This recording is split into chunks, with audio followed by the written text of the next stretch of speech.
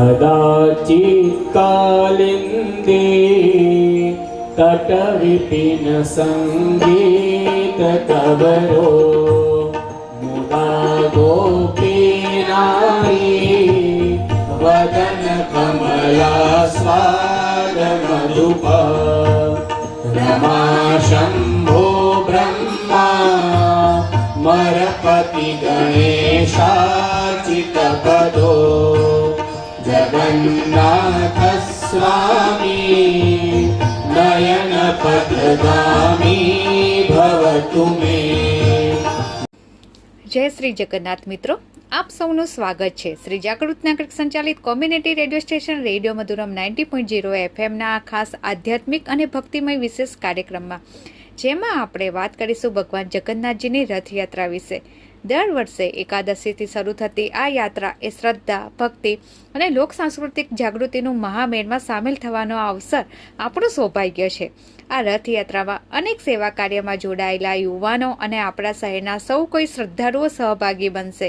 આજના આ રસપ્રદ સંવાદ માટે આજના આપણા વિશેષ મહેમાન છે શ્રી કિશોરજી શાસ્ત્રીજી અને શ્રી ચંદુભાઈ એટીડી। શ્રી કિશોરભાઈ દવેના નામથી આપ સૌ કોઈ પરિચિત છો। શ્રી દવે વકાલાતનો અભ્યાસ કર્યા બાદ ગ્રાહક શિક્ષણ અને જાગૃતિને પ્રાધાન્ય આપી શ્રી જાગૃત નાગરિક ગ્રાહક સુરક્ષા મંડળની સ્થાપના કરી અને અનેક શોષિત અને પીડિત ગ્રાહકોને કરોડો રૂપિયાનું વળતર અપાવ્યું છે। શ્રી દવે એક કથાકાર પણ છે અને દેશ વિદેશમાં અનેક વિષયો ઉપર તેઓની કથાઓનું આયોજન થયું છે।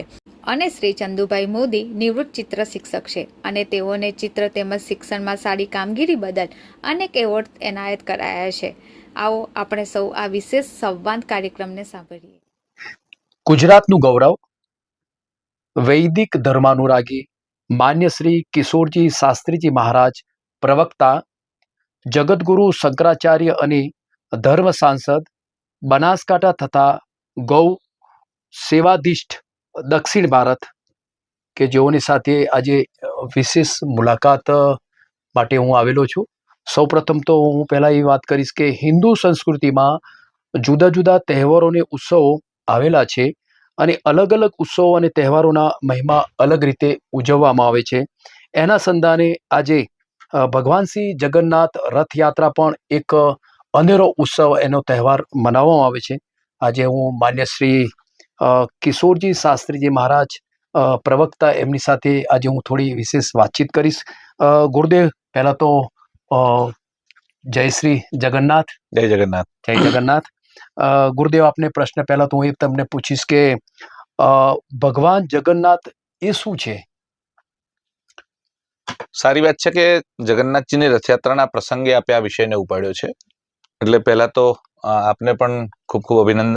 થેન્ક યુ, ધન્યવાદ। આવતીકાલે જ અષાઢી બીજ છે અને કાલે જ રથયાત્રા દેશભરમાં એક અનેરા ઉત્સવ તરીકે ઉજવવામાં આવશે। બરાબર।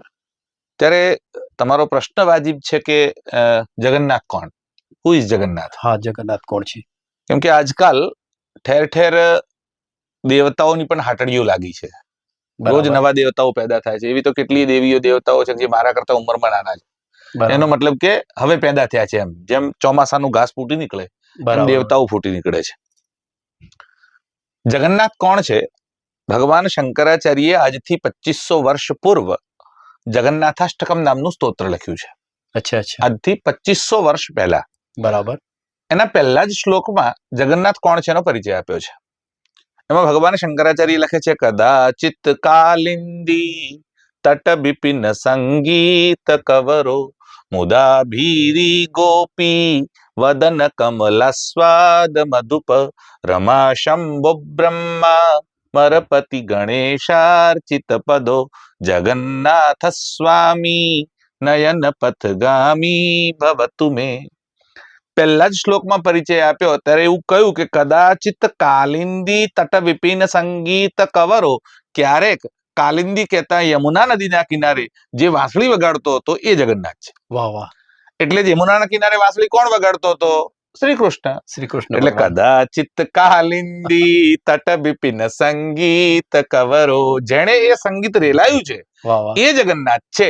એટલે જગન્નાથ બીજું કોઈ નથી, શ્રી કૃષ્ણ છે। એટલે શ્રી કૃષ્ણ જ જગન્નાથ છે। હવે પ્રશ્ન એ થાય શ્રી કૃષ્ણ કોણ છે? એટલે આપણે ત્યાં તમારે અવતારવાદનો સિદ્ધાંત છે. અચ્છા અચ્છા. સનાતન ધર્મમાં ભિન્ન ભિન્ન દર્શન છે. એમાં વિશેષતઃ પ્રાયઃ મૂર્તિ પૂજાને માનવામાં આવે છે. બરાબર. એમાં એક સિદ્ધાંત છે અવતારવાદનો સિદ્ધાંત. એટલે જે પરબ્રહ્મ પરમાત્મા છે, અનંત કોટી બ્રહ્માંડ નાયક, દીનબંધુ, દીનાનાથ, અકારણ, કરુણા, વરુણાલય, ભૂપતિ, ભુવનપતિ, છત્રપતિ, માયાપતિ, રમાપતિ, દેવદેવ, નંદનંદન, યશોદાનંદન, વાસુદેવાત્મજ, જેને પરબ્રહ્મ કહીએ છીએ, એ જ્યારે જેવી જરૂર પડે તેવો અવતાર ધારણ કરે છે. અચ્છા અચ્છા અચ્છા. બરાબર.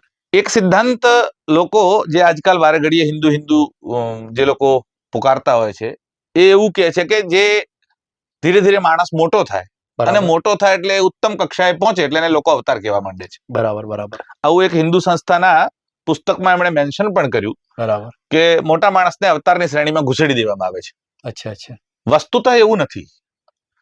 અવતરવું શબ્દ કેવો છે? તમે હવે 15 ઓગસ્ટ આવશે એટલે ધ્વજવંદન કરશો. સાચી વાત છે. એ વખતે તમે ધ્વજવંદનમાં બંને શબ્દનો પ્રયોગ કરો છો, ધ્વજારોહણ અને ધ્વજા અવતરણ. બરાબર. આરોહણ એટલે ચડવું, અવતરણ એટલે ઉતરવું.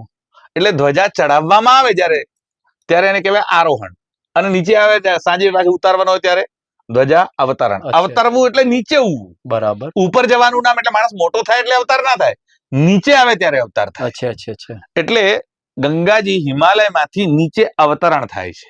વાહ વાહ. ગંગાનું અવતરણ કહેવાય. બહુ સરસ. એટલે આપણે ત્યાં અવતાર એટલે નીચે આવવું. પરમાત્મા પોતાનું સ્ટેજ એટલે સ્થાન છોડી અને નીચે આવે એને કહેવાય અવતાર. બરાબર.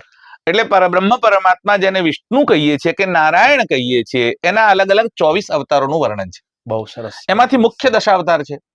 એટલે મત્સ્ય, કુર્મ, વરાહ, નૃસિંહ, વામન, પરશુરામ, રામ, કૃષ્ણ, બુદ્ધ અને કલ્કી, આ 10 મુખ્ય અવતારો છે.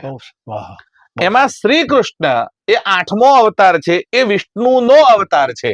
બરાબર. એટલે નારાયણ સાક્ષાત જે વિષ્ણુ છે એ જ શ્રી કૃષ્ણ છે, અને શ્રી કૃષ્ણ છે એ જગન્નાથ છે. એટલે જગન્નાથ કોણ છે? સાક્ષાત નારાયણ છે. બરાબર. એટલે નારાયણ એ જ જગન્નાથ છે અને જગન્નાથ એ જ નારાયણ છે. બંનેમાં કોઈ જ ભેદ નથી. અરે એક જ છે, બે છે જ નહીં. ખાલી વેશ બદલાય છે. એટલે કોઈ સ્ત્રી છે, એનો પતિ ક્યારેક લેંઘો પહેરે, ક્યારેક ધોતી પહેરે, ક્યારેક પેન્ટ પહેરે, ક્યારેક કેપરી પહેરે, એટલે પતિ બદલાયો ન કહેવાય, રૂપ બદલ્યું કહેવાય. એમ પરમાત્મા ભિન્ન ભિન્ન રૂપ ધારણ કરે છે. રૂપમ રૂપમ પ્રતિરૂપો બભૂવ, એવો વેદનો સિદ્ધાંત છે. એટલે એણે જે આ નવું રૂપ ધારણ કર્યું, કેમ કે એનું તો એક નામ જ છે નટવર. અચ્છા. નટ એટલે નાટક. જે નાટક કરવામાં કુશળ છે એને કહેવાય નટવર. એટલે શ્રી કૃષ્ણનું તો એક નામ જ છે નટવર. એણે આ નાટક કરવા માટે કરીને નવો વેશ ભજવ્યો એ જગન્નાથ છે. પણ એ આખા જગતનો બાપ છે, એટલે નાથ છે. અમે અનાથ નથી, અમે સનાથ છીએ. એટલે જગન્નાથ, આખા જગતનો નાથ એ જગન્નાથ. બહુ સરસ, બહુ સરસ વાત કરી આપે. ખૂબ જ એને તમે એક ડીપમાં ખૂબ જ સુંદર રીતે આપે વર્ણન કર્યું. એક બીજો પ્રશ્ન આપને પણ કરું છું તમને કે ભગવાન જગન્નાથ રથયાત્રાની જે શરૂઆત ક્યાંથી અને ક્યારે થઈ હતી ગુરુદેવ? આપણે ત્યાં 4 ધામ છે. અચ્છા, 4 ધામ છે. 4 વર્ણ છે. બરાબર. 4 આશ્રમ છે. અચ્છા. 4 વેદ છે. બરાબર. 4 દિશાઓ છે. ઓકે. દિશાઓ તમને ખબર છે? પૂર્વ, પશ્ચિમ, ઉત્તર, દક્ષિણ. હા, યસ યસ. એ 4 દિશાઓમાં 4 ધામ છે. સાચી વાત. પૂર્વમાં જગન્નાથપુરી છે, પશ્ચિમમાં દ્વારકા છે, ઉત્તરમાં બદ્રીનાથ છે, દક્ષિણમાં રામેશ્વરમ છે. ઓકે. બરાબર. એ 4 ધામ ઉપર શંકરાચાર્યની 4 પીઠો છે. બરાબર. એટલે જગન્નાથપુરીમાં હાલના શંકરાચાર્ય નિશ્ચલાનંદ સરસ્વતી છે, પશ્ચિમમાં દ્વારકામાં સદાનંદ સરસ્વતીજી છે, ઉત્તરમાં વિમુક્તેશ્વરાનંદ સરસ્વતીજી છે, અને દક્ષિણમાં ભારતી તીર્થજી એના શંકરાચાર્ય છે. એટલે 4 પીઠ છે, 4 દિશા છે. એ 4 દિશાની 4 પીઠના 4 વેદ છે. બરાબર. એટલે તમે ક્યારેય જો પૂજામાં બેઠા હોય તો કળશ પૂજન થાય આપણે ત્યાં. સાચી વાત. પહેલા તમે ગણપતિ પૂજન કરો કે સત્યનારાયણની કથા કરો કે યજ્ઞ કરો, કળશ મૂકે, પછી બ્રાહ્મણ તમને એવું કહે કળશની 4 દિશામાં 4 તિલક કરો. એટલે પહેલું તિલક ક્યાં કરવાનું? તો કે પૂર્વે ઋગ્વેદાય નમઃ, પૂર્વમાં ઋગ્વેદ. બરાબર. પછી દક્ષિણ, પછી પશ્ચિમ અને પછી ઉત્તર. એમ 4 વેદ એટલે ઋગ્વેદ, યજુર્વેદ, સામવેદ અને અથર્વવેદ. એ 4 દિશાઓનો એક એક વેદ છે. સરસ. બરાબર. એટલે પૂર્વ જગન્નાથપુરી છે, પૂર્વ દિશા છે, અને એનો વેદ ઋગ્વેદ છે. બરાબર. હવે એ જે છે એમાં વર્ણ અને આશ્રમ જોડાય છે. બરાબર. એટલે 4 વર્ણ છે: બ્રાહ્મણ, ક્ષત્રિય, વૈશ્ય અને શૂદ્ર. અચ્છા અચ્છા. બહુ સરસ. બ્રાહ્મણો જે છે એ રામેશ્વરમના ભક્ત છે, એટલે રામેશ્વરમની પૂજાનો અધિકાર છે. રામેશ્વરમની જે યાત્રા નીકળે છે હા હા, એ બ્રાહ્મણો એની પાલખી ઉપાડે છે. બહુ સરસ. ઉત્તરમાં જે છે એટલે બદ્રીનાથ છે, એની પાલખી ઉપાડવી હોય તો ત્યાં ટિહરીના મહારાજા એની પાલખી ઉપાડે, એટલે ક્ષત્રિયોનું ધામ છે. બહુ સરસ.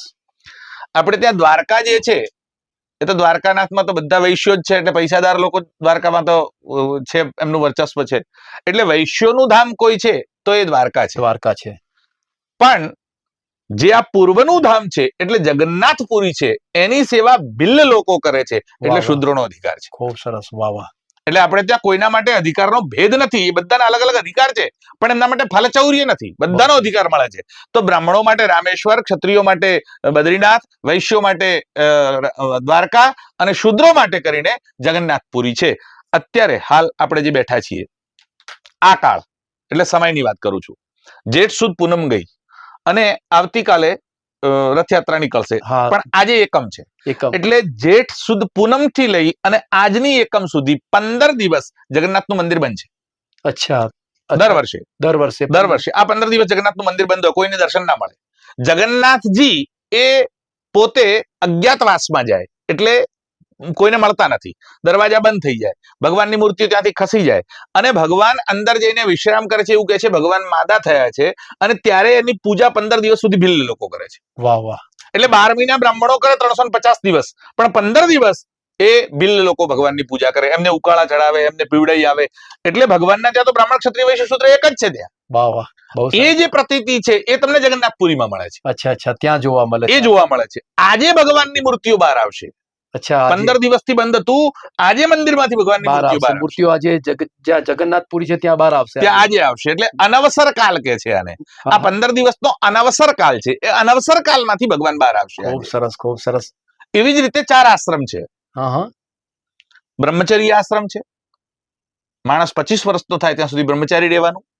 એના પછી ગૃહસ્થ આશ્રમ છે, એટલે લગ્ન કરે, બાળકો થાય. એના પછી વાનપ્રસ્થ આશ્રમ આવે, એટલે 51 વર્ષની ઉંમર થાય એટલે સમાજ માટે કામ કરે. સરસ. અને 75 વર્ષનો થાય એટલે સંન્યાસ આશ્રમ આવે, પછી બધાએ સંન્યાસ લઈ લેવાનો હોય. તો બ્રહ્મચારીઓ કોની પૂજા કરશે? તો બદ્રીનાથ ધામ છે એ બ્રહ્મચારીઓનું છે. અચ્છા અચ્છા, બહુ સરસ. એટલે બદ્રીનાથનો પૂજારી હોય એને બ્રહ્મચારી રહેવું ફરજિયાત છે. વાહ. અચ્છા. બદ્રીનાથનો પૂજારી લગ્ન નથી કરી શકતો, અને બરાબર. લગ્ન કરવા ત્યારે રાજીનામું આપવું પડે. બરાબર. એ નાંબુદ્રીપાદ બ્રાહ્મણ એટલે કેરળમાંથી આવે અને બદ્રીનાથની પૂજા કરે, એ નદી ઓળંગીને જાય અને 6 મહિના અંદર જ રહેવાનું, એને બ્રહ્મચર્યનું પાલન કરવાનું. એટલે બદ્રીનાથની મૂર્તિને સ્પર્શ કોઈ ગૃહસ્થને કરવાની મનાઈ છે. બરાબર બરાબર. એ બ્રહ્મચારી હોય એ જ અંદર જઈને એની પૂજા કરીને મૂર્તિનો સ્પર્શ કરે. સરસ. ગૃહસ્થાશ્રમનું કઈ જગ્યા છે? તો દ્વારકા છે. બરાબર. ભગવાન શ્રી કૃષ્ણને 16,000 રાણીઓ છે, ઓહો. એટલે એ તો પોતે જ ગૃહસ્થાશ્રમી છે, એટલે એ ગૃહસ્થીઓનું છે. બરાબર. વાનપ્રસ્થીઓ માટે કરીને જગન્નાથપુરી છે. અચ્છા એટલે જેની 51 વર્ષની ઉંમર થઈ ગઈ છે અને મોટા ભાગે લોકો યાત્રા આ સમયે કરે. બરાબર. 51 વર્ષની ઉંમર થાય ત્યારે મોટા ભાગે લોકો હવે યાત્રામાં જઈશું, બરાબર. સરસ. કેમ કે પહેલા તો કમાવામાં પડ્યા હોય. એટલે એ જે કાળ છે એ વાનપ્રસ્થીઓનું ધામ કોઈ હોય તો એ જગન્નાથપુરી છે, બહુ સરસ. અને સંન્યાસીઓનું કોઈ ધામ છે તો રામેશ્વરમ છે. Okay okay. અચ્છા ગુરુદેવ, આપણે એક પ્રશ્ન હું પૂછું છું કે જે જગન્નાથ ભગવાનનો જે રથ તૈયાર કરવામાં આવે છે, એ રથ કેવી રીતે તૈયાર કરવામાં આવે છે? આટલો મોટો જે રથ તૈયાર થાય છે, લકડાથી આખો બનાવેલો હોય છે, એ રથની કેવી રીતે તૈયાર કરવામાં આવેલો છે? તમારો પહેલો પ્રશ્નનો ઉત્તર બાકી છે, એટલે હું ભેગો જોડી દઉં હા, છું. બોલો ગુરુદેવ. રથયાત્રાનો પ્રારંભ કેવી રીતે થયો એ તમે અચ્છા, પૂછ્યું અચ્છા, હતું હા, મને, ગુરુદેવ, સરસ. એ હજુ બાકી છે મારે કહેવાનું, હા, હજુ તો હું પૂર્વ ભૂમિકામાં છું. એટલે રથયાત્રાનો જે પ્રારંભ છે એ આપણે ત્યાં અનાદિકાળથી, જ્યારથી ભગવાન શ્રી કૃષ્ણનું પ્રાગટ્ય માનવામાં આવે છે. હવે શ્રી કૃષ્ણનું પ્રાગટ્ય તમે આ યુગમાં ગણશો તો 5000 વર્ષ જ થયા, પણ આપણે ત્યાં 4 યુગ પૂરા થાય એટલે ફરી 4 યુગ આવે, ફરી 4 યુગ આવે, એટલે સાયકલ. જેમ રવિવાર પૂરો થાય એટલે ફરી પાછો અઠવાડિયા પછી રવિવાર આવશે 8મા દિવસે, એમ 30 તારીખ પૂરી થાય એટલે ફરી પાછી 1 તારીખ આવશે. એટલે એ જે ચાલુ રહે છે એવું યુગ પણ ચાલુ રહે છે. બરાબર. એટલે આ કલયુગ હવે ચાલે છે, પણ આની પહેલા 8,32,000 વર્ષનો દ્વાપર યુગ હતો, એની પહેલા 12,96,000 વર્ષનો ત્રેતા યુગ હતો, એની પહેલા 17,28,000 વર્ષનો સતયુગ હતો, પણ એની પહેલા પાછો કલયુગ હતો. હા હા. એટલે જે એની પહેલા જે યુગો હતા એ યુગોમાં પણ જગન્નાથની પૂજા થઈ છે. અચ્છા અચ્છા. એટલે ઇન્દ્રદ્યુમ્ન નામના રાજા થયા અવંતીમાં. અવંતી એટલે આપણું ઉજ્જૈન. અને ઇન્દ્રદ્યુમ્ન રાજા અવંતીથી ઉજ્જૈન ભાઈ ત્યાં ગયા, ઉત્કલમાં ગયા. ઉત્કલ એટલે પુરી, જગન્નાથપુરી. અચ્છા અચ્છા. અને ઉત્કલમાં એમણે આ મંદિર બનાવ્યું. અને ત્યારે 100 અશ્વમેધ યજ્ઞ એમણે કર્યા. અને અશ્વમેધ યજ્ઞ કર્યા પછી જ્યારે ભગવાનની મૂર્તિ બનાવવાનો કાળ આવ્યો, ત્યારે મૂર્તિ ક્યાંથી બનાવવી, કેવી મૂર્તિ પધરાવવી એની ખબર નહોતી. ત્યારે ભગવાને સ્વપ્નમાં દર્શન આપ્યું કે મારું વૃક્ષ અહીંયા તમને આવતીકાલે જોવા મળશે દરિયામાં. એ વૃક્ષને તારા હાથથી કાપીને લઈ આવજે ને એમાંથી મૂર્તિ બનાવજો. ત્યારે પ્રાતઃકાલીન સમયમાં રાજા પોતે કુવાડો લઈને ગયા અને દરિયામાં અંદર જતા જોયું એમણે કે સુગંધીદાર બહુ મોટું વૃક્ષ હતું. અને એમણે પોતે જાતે લાકડાને કાપ્યું અને પછી એને પોતાને ત્યાં મંગાવવામાં આવ્યું. પણ મૂર્તિ બનાવનાર કોણ? લાકડાની મૂર્તિ તો કોઈ બનાવી નથી, એટલે બધા લોકો પથ્થરની મૂર્તિ બનાવે છે. એટલે રાજા ઉપવાસ ઉપર બેઠા અને 3 દિવસે ભગવાને આકાશવાણી દ્વારા કહ્યું રાજાને કે આ લાકડામાંથી મારી મૂર્તિઓ બનાવવા માટે આવતીકાલે તારે ત્યાં કારીગર આવશે, એ કારીગરને તમે મૂર્તિઓ બનાવવાનું કહેજો. એટલે વિશ્વકર્મા પોતે મૂર્તિ બનાવવા માટે આવ્યા. એમનું નામ અનંત છે ત્યાં. અને અનંત રૂપ લઈ અને વિશ્વકર્મા ત્યાં ગયા અને વિશ્વકર્માએ શરત મૂકી કે મંદિરના દરવાજા બંધ કરી દેવાના, હું અંદર બેસીશ અને અંદર બેસીને મૂર્તિ બનાવીશ, પણ કોઈએ મને ડિસ્ટર્બ કરવાનું નહીં. ઓહો, તો જ હું મૂર્તિ બનાવીશ. શરતને આધીન અંદર ગયા. 22 દિવસ સુધી કોઈએ દરવાજો નહીં ખોલ્યો. અચ્છા, 22 દિવસ સુધી. પણ અંદર પાણીની વ્યવસ્થા નહીં, અંદર ખાવાની વ્યવસ્થા નહીં. આ માણસ અંદર છે કે રહ્યો કે બચ્યો કે જીવ્યો કે મર્યો ખબર શું પડે? એટલે ઇન્દ્રદ્યુમ્ન રાજાના પત્ની તમે ગુડીચા, અને ગુડીચા મહારાણીએ જીદ કરી દરવાજા ખોલો. આ માણસ મરી ગયો છે ખબર શું પડશે? અંદર પાણીની વ્યવસ્થા છે નહીં. અને એમના કહેવાથી એ દરવાજા ખોલ્યા અને અંદર જોયું તો અદૃશ્ય માણસ હતો નહીં. પણ એને મૂર્તિઓ જે બનાવી એ મૂર્તિને હાથ નહોતા, પગ નહોતા, કાન નહોતા. આજે પણ જગન્નાથ મૂર્તિને હાથ નથી, પગ નથી ને કાન નથી. અચ્છા અચ્છા. તમે મૂર્તિ જોઈ હશે અથવા જોજો ક્યારેક તો તમને ખ્યાલ આવશે. 3 ચહેરા દેખાય છે. એ 3 ચહેરાઓ છે. એ 3 એટલે શ્રી કૃષ્ણ છે, બલરામ છે અને સુભદ્રા છે. અચ્છા, 3 જે કાળી મૂર્તિ છે શ્રી કૃષ્ણની છે. શ્રી કૃષ્ણ શ્યામ શ્યામ પણ ખબર છે. ગોરા છે બલભદ્ર છે. અને પીતવર્ણ એટલે સોનેરી કલર દેખાય છે એ સુભદ્રા, એટલે એમના બેન છે. બંને બાજુ 2 ભાઈઓ છે ને વચ્ચે બેન છે. ભાઈ બેનની મૂર્તિ માત્ર જગન્નાથમાં જ છે. અચ્છા. તમે ભગવાન રૂકમણી સાથે છે, ભગવાન લક્ષ્મી સાથે છે, શિવજી હોય તો પાર્વતી સાથે છે, પણ ભાઈ બેન કોઈ જગ્યાએ બેઠા હોય એવી કોઈ મૂર્તિ હોય તો જગન્નાથનું મંદિર. બરાબર. એટલે ઇન્દ્રદ્યુમ્ન રાજાએ આ મૂર્તિઓ બનાવી અને જયારે પ્રતિષ્ઠાનો સમય આવ્યો, કથા તો બહુ લાંબી છે, હમણાં કથામાં નથી જતો, પણ એ વખતે ઇન્દ્રદ્યુમ્ન રાજાએ ભગવાનને પ્રાર્થના કરી. ત્યારે ભગવાને કહ્યું મને સ્નાન કરાવડાવો. અને ભગવાનને સ્નાન કરાવવામાં આવ્યું. આજે પણ જેઠ સુદ પૂનમના દિવસે 1000 સોનાના ઘડાઓથી ભગવાનને સ્નાન કરાવાય છે. અચ્છા અચ્છા. અને ભગવાનને એનાથી શરદી લાગી અને તાવ થયો એટલે 15 દિવસ સુધી ભગવાન માંદા રહે છે. ઓહો. અને એના પછી ભગવાને કહ્યું કે હવે 15 દિવસથી હું લોકોને મળ્યો નથી, એટલે લોકો મારા દર્શને નહીં આવે, હું લોકોને દર્શન આપવા જઈશ. બરાબર બરાબર બરાબર. એટલે લોકોને નથી બોલાવવાના, હું સામેથી જઈશ. એટલે ભગવાન બાર પ્રદક્ષિણા કરવા માટે નીકળે છે, એનું નામ રથયાત્રા છે. રથયાત્રા, ઓકે. એટલે ભગવાન મંદિરમાંથી નીકળી અને રોડ ઉપર આવે છે. આવું પહેલી વાર દુનિયામાં છે. બાકી કોઈ દુનિયામાં ભગવાન બહાર નીકળીને દર્શન આપવા આવે છે એવું નથી. અહીંયા તો ભગવાન પોતે નીકળે છે અને જાય છે ક્યાં? આ જે રાજા છે એટલે ઇન્દ્રદ્યુમ્ન રાજા છે, એમના પત્ની છે ગુડીચા. એ ગુડીચાએ ભગવાનનું મંદિર જ્યાં મૂર્તિઓ બનાવવા માટે કરીને પસંદ કરેલી જગ્યાનું નામ ગુડીચા મંદિર જ છે આજે પણ. એને સુંદરવન કહેવાય છે. ત્યાંથી લગભગ 3.5 કિલોમીટરનો રસ્તો છે જગન્નાથ મંદિરથી. એટલે ભગવાન ત્યાંથી નીકળે ને બળદંડા રોડ કે છે ઉડિયા ભાષામાં, આપણે ત્યાં ગ્રાન્ટ રોડ એને કહીએ છીએ. પણ એ ગ્રાન્ટ રોડ ઉપર ભગવાનની 3 રથ લઈ અને નીકળે ભગવાન. એક રથમાં ભગવાન પોતે બિરાજે છે, એકમાં બલરામજી બિરાજે છે અને એકમાં સુભદ્રાજી. અને ભગવાનનો રથ છેલ્લે રહે છે. પહેલો બલરામનો હોય છે, વચ્ચે સુભદ્રાજી, છેલ્લે ભગવાન હોય છે. અને એ 3 રથ જઈ અને પોતાના જે ગુડીચા રાણી છે એમને ભગવાન માસી કહે છે કે આ મારા માસી છે. એટલે માસીને મળવા માટે જાય છે, એનું નામ જ રથયાત્રા છે. બરાબર બરાબર. ભગવાન મળવા માટે ગુડીચા મંદિર જાય. હવે ત્યાં ગયા પછી 1 અઠવાડિયું રોકાય. અચ્છા અચ્છા. 1 સપ્તાહ સુધી રથ ત્યાં પડ્યા રહે છે. અને અઠવાડિયા પછી એટલે આવતીકાલે ગુડીચા મંદિર જશે રથ, અને અઠવાડિયા પછી રથ પાછા આવશે, એટલે એકાદશીના દિવસે પાછા આવશે. અચ્છા ગુરુદેવ, એ વાત તો બરાબર છે. અને આ જે રથની પૂર્ણાહુતિ જે થાય છે 15 દિવસ પછી એ રથને શું કરવામાં આવે છે ગુરુદેવ? એ જે રકડાના રથ જે બનાયેલા હોય છે, મોટા મોટા પૈડા હોય છે, એની બેઠક વ્યવસ્થા પણ મોટી હોય છે, પછી એનું શું કરવામાં આવે છે? તમે ટીવી ઉપર કાલે જોશો એટલે તમને રથ દેખાશે. અચ્છા અચ્છા. આ રથ માટે પહેલા લાકડા લાવવામાં આવે છે. બરાબર. એનું જે મુહૂર્ત છે લાકડા લાવવા માટેનું એ વસંત પંચમી. વસંત પંચમી એટલે વસંત પંચમી લાકડા કાપવા માટે જાય છે. બરાબર. હાલ તો બધા ટ્રક ને વગેરે છે, પણ જે તે વખતે એ લાકડાઓને કાપી જંગલોમાંથી અને નદીમાં નાખવામાં આવતા અને નદીમાં તણાતા તણાતા જગન્નાથપુરીમાં એટલે કાઢી લેતા. અચ્છા, એવું હતું કરતા. હા. બરાબર. અને પછી એમાંથી મૂર્તિ બનાવવાની શરૂઆત એટલે રથ બનાવવાની શરૂઆત આખા ત્રીજની એટલે બરાબર, બરાબર. અક્ષય તૃતીય વૈશાખ શુક્લા ત્રીજ અચ્છા, એ દિવસથી એને રથ બનાવવાની શરૂઆત થાય છે. એમાં જે જગન્નાથજીનો રથ છે એ 832 લાકડામાંથી બને છે. 832 લકડાઓમાં ઝાડના જે લાકડા છે 832 લાકડાની સંખ્યા નક્કી છે. 832 નક્કી છે જ. 832 માંથી જગન્નાથજીનો રથ બને છે. 763 લાકડામાંથી બલરામજીનો રથ બને છે વાહ વાહ. અને 711 લાકડામાંથી સુભદ્રાજીનો રથ બને છે. અચ્છા, ત્રણેય રથના. હા, એટલે લગભગ 2500 વૃક્ષો એના માટે કરીને એટલે 600 વૃક્ષો છે અને 600 વૃક્ષના 2500 લાકડા જોઈએ એમાં લગભગ એવરેજ. બરાબર. એ જે લાકડાઓ છે એમાંથી જે રથ બનાવવામાં આવે એ મિસ્ત્રી એટલે સુથારની પણ પૂજા કરીને એને એ કામ સોંપવામાં આવે. એના ઉપર એક આચાર્યની વરણી કરવામાં આવે. એની નિશાળમાં એ રથ બને ત્યારે સુભદ્રાજીનો રથ છે એ 31 હાથ ઊંચો હોય છે. 31 હાથ ઊંચો લાંબો આમ ઊંચાઈ. બરાબર. 31 હાથ એટલે એક હાથ તમે 1.5 ફૂટનો ગણો તો કેટલો થાય? 30 વત્તા 15 એટલે લગભગ 47 ફૂટ ઊંચો એ રથ થાય. બલરામજીનો રથ 32 હાથ ઊંચો છે. બરાબર. અને જગન્નાથજીનો રથ 33 હાથ ઊંચો છે. 31, 32, 33 એનું માપ પણ ફાઇનલ છે. અચ્છા અચ્છા. આ રથ જે બનાવવામાં આવે ટોટલી લાકડા સિવાય કોઈ વસ્તુનો પ્રયોગ નથી થતો. બિલકુલ. એટલે ખીલી પણ લોખંડની નહીં.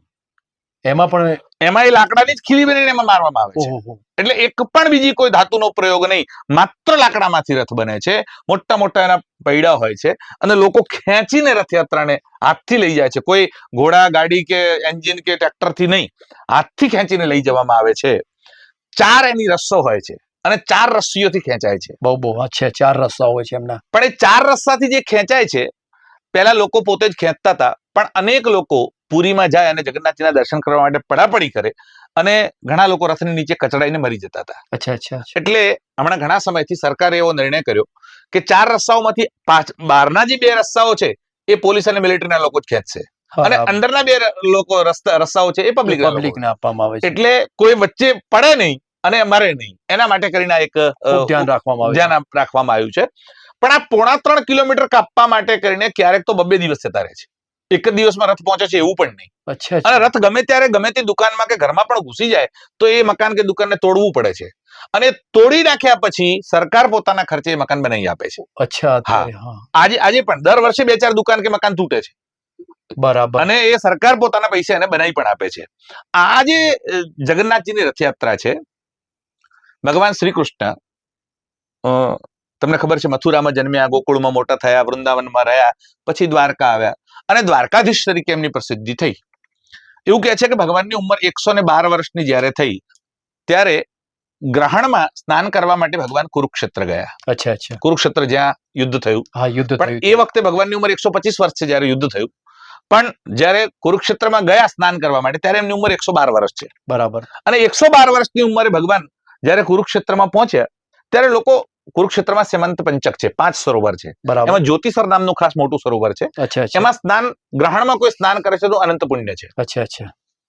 તો ભગવાન દ્વારકાથી ગયા છે પણ વૃંદાવનમાંથી ગોપીઓ અને ગોપો એ ત્યાં સ્નાન કરવા માટે આવ્યા છે. બરાબર. એમને ખબર પડી કે શ્રી કૃષ્ણ આવ્યા છે એટલે એ લોકો બધા શ્રી કૃષ્ણને મળવા માટે ગયા. અચ્છા અચ્છા. બહુ સરસ. એટલે શ્રી કૃષ્ણને કહ્યું કે તમે અહીંયા આવ્યા છો તો વૃંદાવન નજીક છે, તમે વૃંદાવન આવો એમ.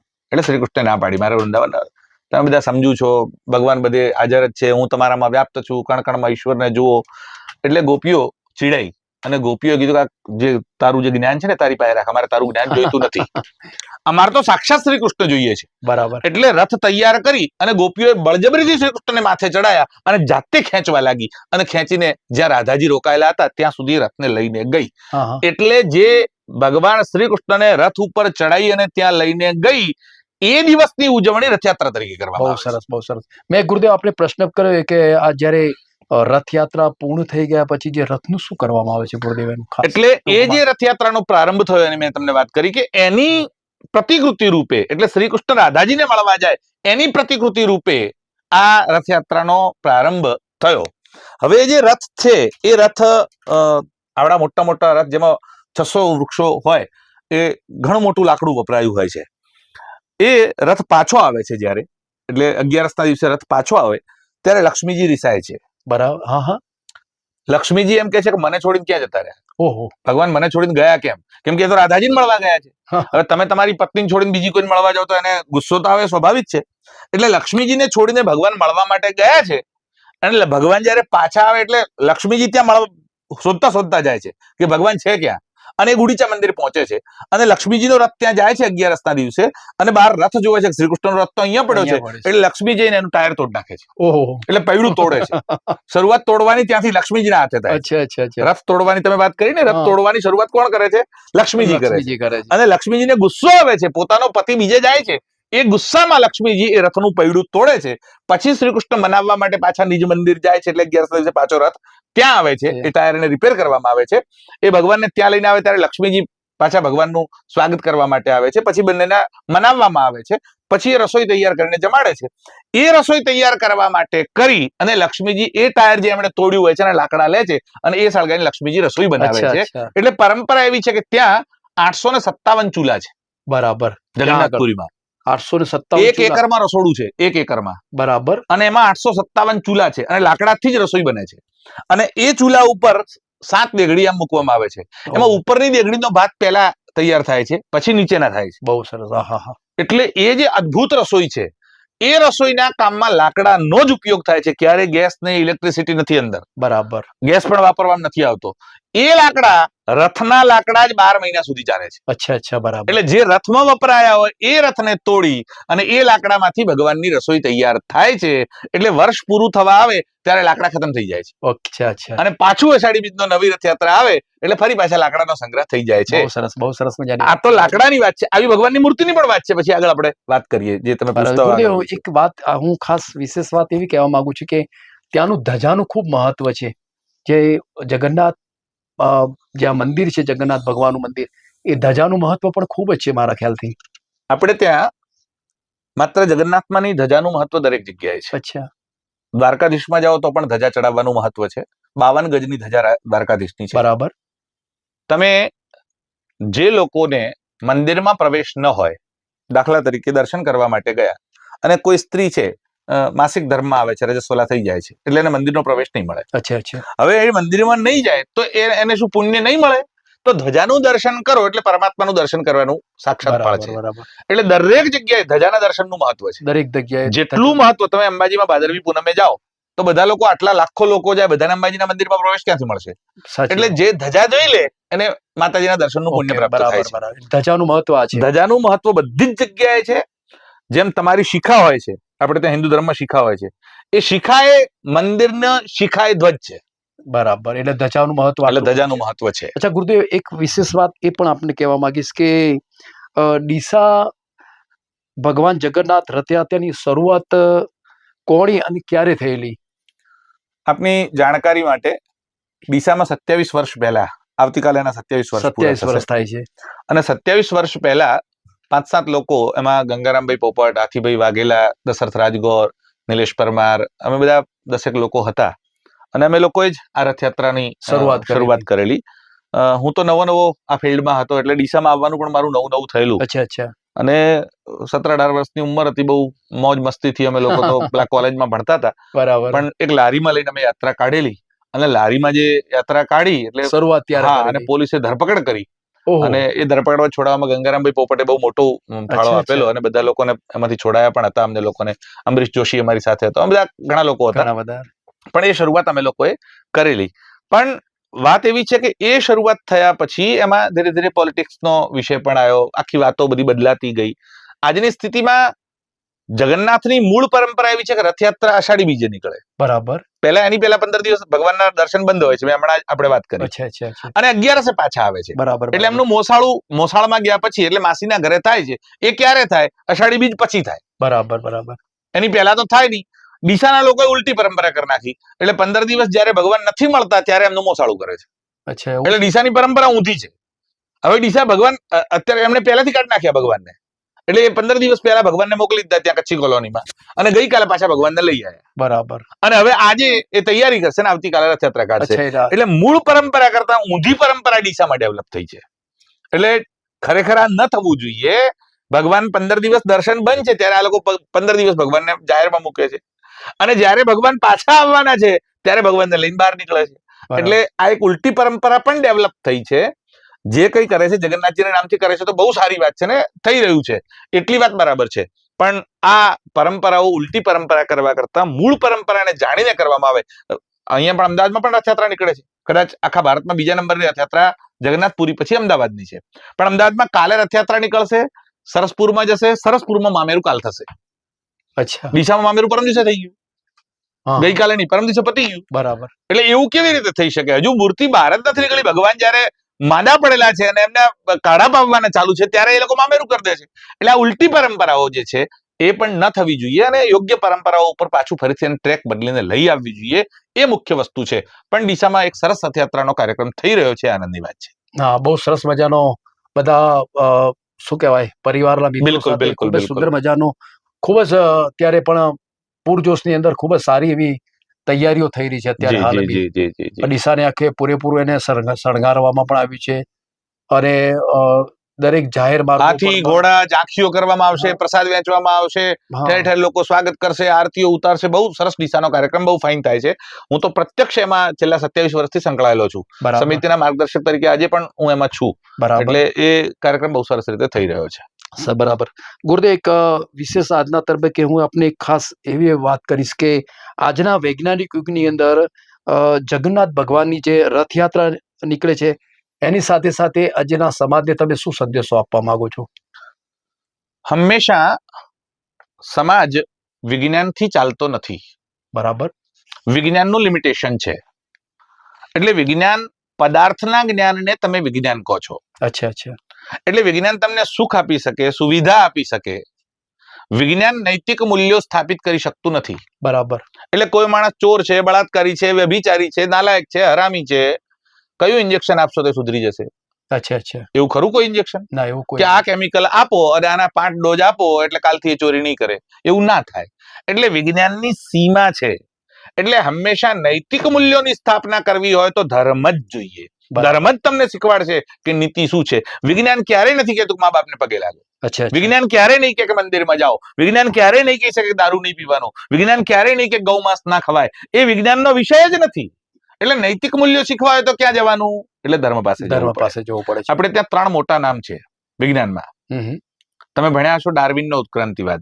યસ, ડાર્વિનનો ઉત્ક્રાંતિવાદ. બીજો થયો ફ્રોઈડ અને ત્રીજો થયો માર્ક્સ. આ 3 લોકો એવા થયા વિજ્ઞાનમાં કે જે લોકોએ ક્રાંતિ કરી. હવે ડાર્વિને જે ઉત્ક્રાંતિવાદ આપ્યો ત્યારે ડાર્વિને એવું કહ્યું કે આપણી જે પ્રજા ઉત્પન્ન થઈ એ તો વાંદરામાંથી થઈ છે, એટલે વાંદરામાંથી માણસ થયો. હવે વાંદરામાંથી માણસ થયો એટલે એના બધા જ આચરણો વાંદરા જેવા થયા. એનું કહેવાનો મતલબ એવો છે. એટલે ડાર્વિનવાદ જ્યારે ફૂલ્યો ફાલ્યો ત્યારે પશ્ચિમમાં યુરોપના દેશોમાં એક બહુ મોટી સમસ્યા થઈ. એક ડાર્વિનવાદીને એક માણસે પૂછ્યું, એટલે પ્રશ્ન કર્યો કે મારા ત્યાં મેં એક ઘોડી લાવેલી, હવે એ ઘોડીને વછેરી થઈ, હવે ઘોડી મોટી થઈ ગઈ, ગરડી થઈ ગઈ, હવે ઘોડી કોઈ કામની રહી નથી, તો પેલી વછેરીનો હું ઉપયોગ કરી શકું? એટલે પેલા કીધું બિલકુલ ચોક્કસ જ. ઘોડીની વછેરી તમારી માલિકીની છે, તો જેમ તમે ઘોડી ઉપર સવારી કરો છો એ વછેરી ઉપર કરી શકો. એટલે એને કીધું મારી પત્ની ગરડી થઈ ગઈ છે અને મારા ઘરમાં દીકરી છે, હું એનો ઉપભોગ કરી શકું? એટલે ડાર્વિનવાદીએ કીધું કે આ ચોક્કસ કરી શકો છો. એટલે બેન શું છે, દીકરી શું છે, માં શું છે, કોની સાથે કેવું રિલેશન હોઈ શકે એ વિજ્ઞાન ના શીખવાડી શકે. એ સંભવ નથી. ધર્મ શીખવાડી શકે. એટલે યુરોપના લોકો મૂંઝાયા કે આ તો આપણે ત્યાં સમાજ વ્યવસ્થા જ નહીં, આનું કરવું શું? એટલે બધા લોકોની નજર ચર્ચ બાજુ ગઈ, એટલે ધર્મ બાજુ ગઈ. અને એ લોકો ચર્ચમાં ગયા અને ચર્ચના લોકોને કીધું કરાય શું આનું? આ તો એમ કે છે કે દીકરી સાથે પણ એવો જ વ્યવહાર કરી શકાય જેવો માં સાથે થાય છે. તો એવું સંભવ નથી. એ કોણ શીખવાડશે? એ તમને ધર્મ શીખવાડશે. એટલે નીતિ જોવાની હોય, તમારે મૂલ્યો સ્થાપિત કરવાના હોય તો ધર્મથી થાય છે. સાચી વાત છે. એટલે હંમેશા તમે વિજ્ઞાનનો ઉપયોગ કરો પણ વિવેકપૂર્ણ ઉપયોગ કરો. વિજ્ઞાન હંમેશા આંધળું અનુકરણ વિજ્ઞાનનું કરવું એ યોગ્ય નથી. વિજ્ઞાનના જેવા સારા પાસાઓ છે એવા ખરાબ પાસાઓ પણ વિજ્ઞાનના છે. તમે મોબાઈલનો સદુપયોગ છે એવો દુરુપયોગ પણ મોબાઈલનો એટલો જ છે. એટલે કોઈ પણ વસ્તુમાં સદુપયોગ અને દુરુપયોગ હોય. ધર્મ તમને શીખવાડશે કે એનો ઉપયોગ કેવી રીતે કરવો. સાચી વાત. એટલે તમે વિજ્ઞાન અપનાવો પણ ધર્મના રસ્તે અપનાવો. એટલે રસ્તો કયો લેવાનો? ધર્મનો. ભલે વિજ્ઞાનનો ફાયદો લો.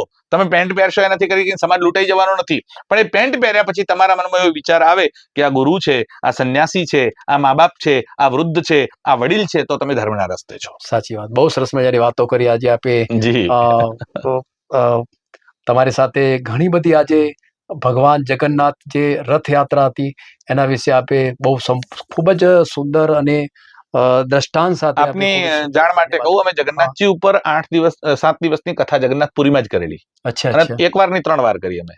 જગન્નાથપુરીમાં 7 દિવસ સુધી આપણા પ્રવચનો માત્ર જગન્નાથ શું છે એના ઉપર થયા છે, અને રોજનું 3 કલાકનું પ્રવચન જગન્નાથપુરીમાં જગન્નાથાષ્ટકમ ઉપર અમે લોકો કરી આવ્યા છીએ. એટલે જગન્નાથ, હુ ઇઝ જગન્નાથ, કેમ રથયાત્રા, કેમ જગન્નાથનો પ્રસાદ, જગન્નાથની મૂર્તિઓ કેવી રીતે બનશે, આ મૂર્તિઓ કેટલા વર્ષે ડિસ્ટ્રોય થશે, નવી મૂર્તિઓનું કેવી રીતે બનાવવામાં આવે છે, બધા જ વિષયો એક તલસ્પર્શી વિષયો છે અને ખૂબ સુંદર વિષયો બહુ છે. સરસ મજાની સમય હોય તો એના ઉપર ઘણી વાતો થઈ શકે.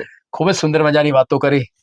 મારી સાથે ખૂબ જ સુંદર મજાની આજે ઘણી બધી વાતો આજે ડીપમાં અને દ્રષ્ટાંત સાથેની વાતો કરી. મારી સાથે વાતચીત કરવા માટે આપનો ખૂબ ખૂબ આભાર. જય જગન્નાથ. વિશેષ આજના તબક્કે હું આપને એક સરસ મજાનો મારો એક દીકરીએ અણમોલ રતન, દીકરી દેવો ભવ એક ચિત્ર મોમેન્ટો આપી આપને. આજે હું વાહ, એક બહુ સરસ. સન્માન કરવા માટે આજે હું આપને એક મારું સન્માનીય આપનો સન્માન પ્રયાસ તો ખૂબ સારો છે, આપનું ફાઉન્ડેશન પણ સારી રીતે કામ કરે છે, અને આપ ઘણા વર્ષોથી આ ક્ષેત્રમાં ચિત્રકારી કરીને તમે એના ઉપર પેલા મોટા કેનવાસ ઉપર ચિત્ર દોરીને પણ બધા કરેલા. આપણે તો સાથે કામ વ્યસન મુક્તિ માટે પણ તમે ઘણું સારું કામ કરેલું છે. તો આ રીતે તમારું કામ પણ આગળ વધતું રહે, અને આ જે નવા ક્ષેત્રમાં તમે પગ માંડ્યો છે એમાં પણ આગળ વધો એવી શુભકામનાઓ ખૂબ છે. શુભેચ્છાઓ. આપના આશીર્વાદ કાયમી ખૂબ. મારી સાથે બિલકુલ, એક સંભાવનું બની ના, રહેશે. આપણે સાથે મળીને કરશું, જે કઈ હોય તો કહેજો અવશ્ય. જય જગન્નાથ. कदाचित् कालिन्दे तटविपिन सङ्गीतकवरो मुदा गोपीनारी वदन कमला स्वाद मधुप रमा शम्भो ब्रह्मा मरपति गणेशाचितपदो जगन्नाथ स्वामी नयन पथगामी भवतु मे।